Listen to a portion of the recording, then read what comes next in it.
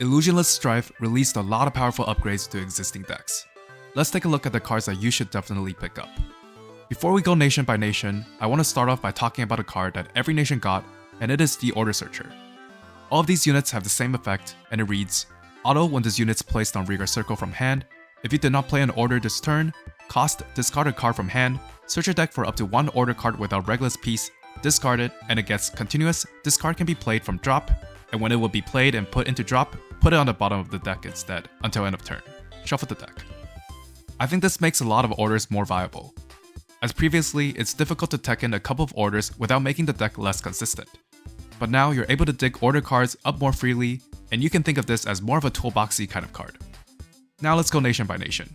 I'll have timestamps below for each nation so you can jump into the ones you're interested in. First off, we have Battle Monk of Raging Flames, Roxei. Auto when this unit's placed on Regal Circle, if you have a grade 3 or greater Vanguard with Vanguard in its card name, your opponent cannot intercept until end of turn. Auto on Regal Circle, when any player's unit is retired from a front row Regal Circle in the same column as this unit during your turn, if you have a grade 3 or greater Vanguard with Vanguard in its card name, cost, retire this unit and draw a card. This unit is just a strict upgrade in Varga over the grade 1s we were running in set 1, such as Midhat and Bernea. A lot of the times when our opponent knows their front row rearguards will be wiped with Varga Dragons' effect, they will try to intercept them away with our first couple of attacks before our Vanguard swing. That is at least an extra 10k shield we're denying our opponent. The best thing is that we can keep looping this card back to our hand with Shihab, meaning our opponent will never be able to intercept, and we can just keep wiping their front row every turn. It doesn't even matter if there's no front row units on our opponent's side. We can put it behind Boulder Axe and instantly get the draw after we resolve its effect. Or worst case scenario, we can always draw after Varga wipes our own rearguard in front of it. I think this card is a must-have in Varga going forward. Next, we have an upgrade for Jiva with Piercing Equipped Dragon, Argnias. Auto when this unit is placed on Regal Circle or is discarded from hand during your turn.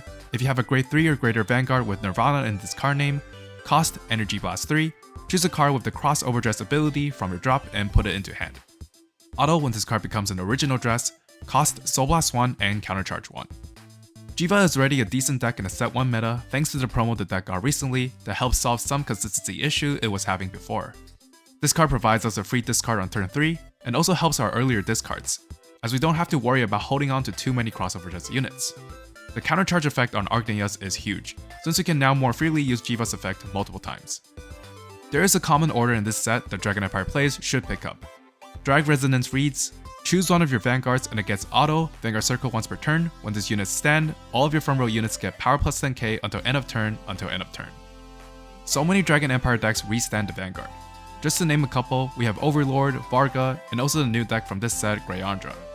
With Persona Ride, this gives our front row plus 20k with just one restand.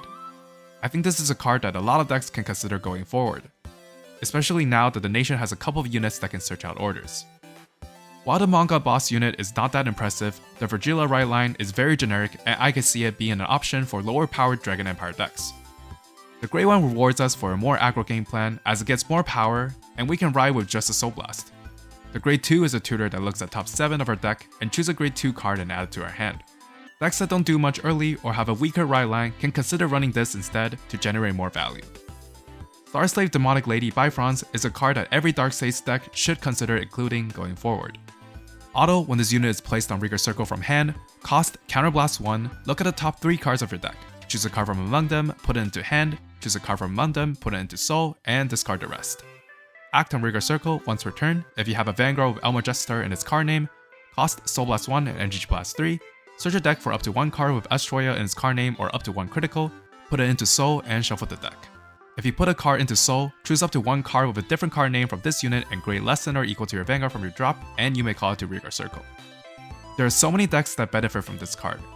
There are decks that want units in the soul, like Astroya and Chaos, and even decks that don't really care about the soul will still greatly appreciate the additional unit to hand. It's also a pretty solid card in Utica, as we can grab the base Unica and use the Mask effect to remove it in order to get an extra drive. Brandt Gate finally got its own Saragon in White Flash Scythe, Belderid. Continuous on Regal Circle, during the battle this unit boosted, if you have a grade 3 or greater Vanguard, and your order zone has 2 or more set orders, this unit gets power plus 5k. Auto on Regal Circle, at the end of the battle this unit boosted, if your order zone has a set order, cost, put this unit into soul, look at the top 5 cards of your deck, choose up to one grade 2 or greater unit card, or a set order from among them, reveal it and put it into hand and shuffle the deck. This card is very powerful in a variety of Brandt Gate decks. The first one that comes to mind is Welstra. It's pretty much an upgrade over Shorter Irons. It provides us the soul to be used for Freiheit's skill, and we can find additional orders that helps us generate even more value. It goes in any deck that wants to see multiple orders, like Avantgarda, Rotovisor, and a lot more. Even decks that don't particularly need orders will still want this just to search up important units in their respective decks. Aurora Battle Princess Corner Citrus is a much needed card for Seraph Snow. Auto, when this unit is placed on Rigor Circle, your opponent chooses a card from their drop and imprisons it in your prison. If they imprison a card, cost Energy Blast 3, and you draw a card. Auto on Rear, when your Grade 3 or greater Vanguard with Seraph and its card name attacks, if 3 or more of your opponent's cards are imprisoned in your prison, this unit gets power plus 10k until end of turn, and if 5 or more cards are imprisoned, cost CB1 and stand this unit. We get to imprison something and draw a card for just energy blasting. The more important skill is that we finally get a multi-attacker for the deck. If we manage to get to 10 or more cards imprisoned, which should be pretty easy, we're swinging with the crit multiple times with this on the board. Not to mention, the power in these swings should be massive as well. We really want to see this by turn 3 and at the latest on turn 4, or else we're just playing the same prison deck from a year ago. I think Heroes was already a sleeper deck prior to this set, and it just got another good card. Galactic B Hero Sender Ferris says, continuous on Rigor Circle, if your order zone has 2 or more bases, this unit gets power plus 5k. Act on Rigor Circle once per turn, if you have a Vanguard with B Hero in its card name, cost Energy Blast 3 and rest the base in the order zone, choose one of your scouted cards with grade less than or equal to your Vanguard and call it to Rigor Circle. This is a solid booster behind our front row rears, and it could also be an attacker when necessary. The second skill basically saves us a card when calling something out from our base, without having to directly use the base skill. One of the problems Rezile was having before is that most of the card advantage you generate is being able to storm the field, and you're having to rely on Saragon to get more cards in the hand. But now with the release of Knight of Bow Streaks, Niburists, you have a bigger hand now to guard with. Auto, when this unit is placed on Rigor Circle by your grade 3 or greater Vanguard's ability, this unit gets power plus 10k until end of turn. Auto on Rigor Circle, at the end of the battle this unit attacked, if you have a grade 3 or greater Vanguard with Rezile in its card name, cost Energy Blast 3 and put this unit into Soul. Draw a card, look at the top card of your deck, and put it on the top or bottom of the deck. Being able to look at the top card of the deck to potentially heal down with Rezile's Divine Skill is also very important, since right now even though we activate the Divine Skill, it's still all up to chance. The card being a 30k beater on Persona right turns is also huge. Lascaria was already a pain in the ass to deal with from the cards it got in set 1, and the cards in this set just helped boost its consistency by a lot. Volano Soldado, Gudori reads, Auto, when this unit is placed on Rigor Circle, if you have a grade 3 or greater Vanguard with Lascaria in its card name, cost Soul Blast 2, choose up to 1 card of Volano in its different card name from this unit and grade less than or equal to your Vanguard from your drop, and call it to Rigor Circle. Continuous on Rigor Circle during your turn, if you have 3 or more units with Volano in their card names, this unit gets boost and power plus 5k. So what this card does is we get to more freely use Aerofest as attackers every turn, and it also helps us dig deeper into the deck by reviving Fior. Another great thing about this card is that it's not clogging up our front row rear guard circles, as it gets boost all while satisfying Lascaria's condition of getting a crit. I think the order Impact Seed Machine Gun has a lot of potential. Play this with cost CB1. Choose one of your units being attacked, and it gets power plus 10k until end of that battle. Choose one of your Vanguards and it gets auto Vanguard Circle when your opponent's front row unit stand or your opponent's unit is placed on a front row rear guard circle. This unit gets power plus 5k until end of turn. With the amount of decks that rely on restanding units, this can be a tech in a lot of Stoicheia decks. You have Shiranui and Varga that restands a lot of times. It kinda forces your opponent to play a different way, knowing their kill turn might not be successful. Loving Pink Friendset is not just a support card for Chris Rain. I can see it being included in a lot of Lyrical decks.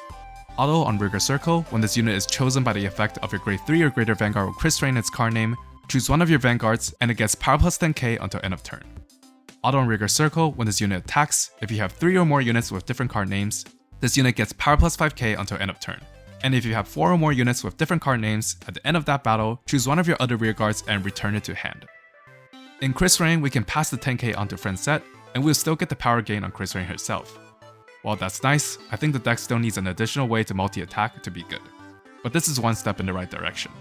Where this card gets interesting is her second effect. It's pretty easy to have 4 different named units on the field, and the fact that we get to bounce something to reuse the on-place effect is really nice. One thing that Lyrical suffers from is that after you do all your cool things, you're left with a vulnerable field that can be retired by a lot of different decks in the meta, like Varga and Welstra, just to name a few. But now with this card and maybe Yuika, we can start to clean up a board and not leave so many things to be cleared by our opponent and regain even more value. I think this is a very meta impacting set.